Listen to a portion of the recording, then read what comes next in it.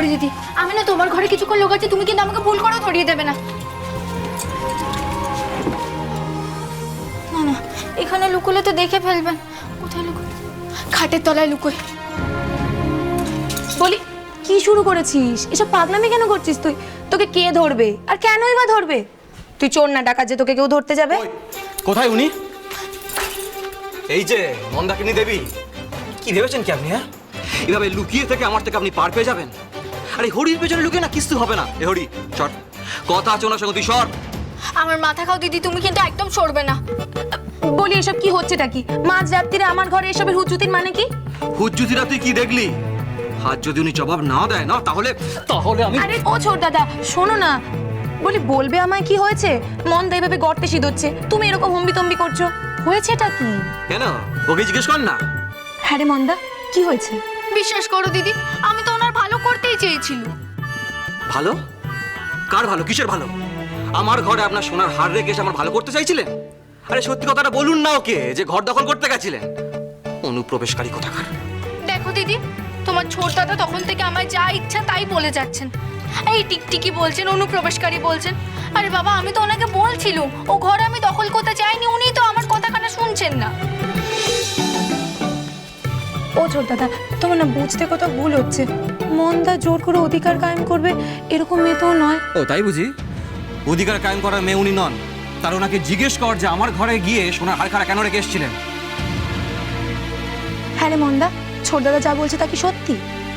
তুই কেন বলতো নিজের সোনার হারখানা ওর ঘরে রাখতে গেছিস? তুই তো জানিস ওর এসব পছন্দ নয়।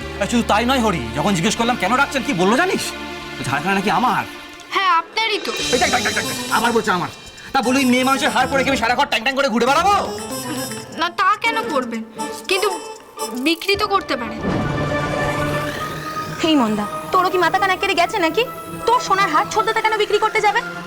আমার অপরাধ নিও না হরি দিদি, কিন্তু যবে থেকে আমি ওনার জীবনে পা দিয়েছি তবে থেকে ওনার জীবনের সমস্যা খালি বেড়েই চলেছে। তাই আমি ভেবেছিলাম এইভাবে যদি ওনার সমস্যার কানাকড়িটুকুও গোছাতে পারি। এই শুনুন, একদম বাজে কথা বলবেন না। আপনার ওই সোনার হার বিক্রি করে আমার কোন সমস্যা মিটবে শুনি? কেন? আমি তো শুনলুম বসার ঘরে আপনি দাদাকে বলছিলেন আপনার টাকার দরকার। ও, তার মানে বসার ঘরে কি কথা হয়েছে সেটা আপনি আড়ি পেতে শুনেছেন? মা না না, বিশ্বাস করুন, আমি আড়ি পাতিনি। ওই কথা তো আমি শুনে ফেলেছিলাম। ভাবলুম আপনার দরকার যখন, নিশ্চয়ই কোনো জরুরি বিষয়, তাই তো আমি... এত বড় সাহস আপনার! আমাকে গয়না বিক্রি করার কথা বলে আপনি অপমান করছেন? মা চিচি, দোহাই আপনার, ও কথা আপনি মুখেও আনবেন না। আপনাকে অপমান করার কথা যে আমি স্বপ্নেও ভাবতে পারি না। আমি তো শুধু একটু কৃতজ্ঞতা জানাতে চেয়েছিলাম। কৃতজ্ঞতা? কিসের কৃতজ্ঞতা? কি সাহায্য করেছি আপনার? আপনার জন্য যে আমি অনেক কিছু পেয়েছি। আমার জন্য? হ্যাঁ, আপনি আমাকে স্বীকার করুন বা না করুন, আমি আপনার স্ত্রীর পরিচয় পেয়েছি বলেই তো এমন একখানা দিদি পেয়েছি। মা বাবাকে পেয়েছি, পরিবারের সকলকে পেয়েছি। আপনার কাছে আমার অনেক ঋণ, তার কানাকড়িও হয়তো আমি কোনোদিন শুধতে পারবো না। এত নিষ্পাপ মন, এমন ভালো মানুষ, এত সৎ মানুষ, আমি নিশ্চিত এই দিয়েই ও একদিন ছোট দাদার মন ঠিক জিতে নেবে। শোন হরি, তুই ওনাকে বলে দিস যেন কাল সকালে এসে নিজের জিনিসটা নিয়ে যায়। আজ অনেক রাত হলো, আমি শুতে গেলাম।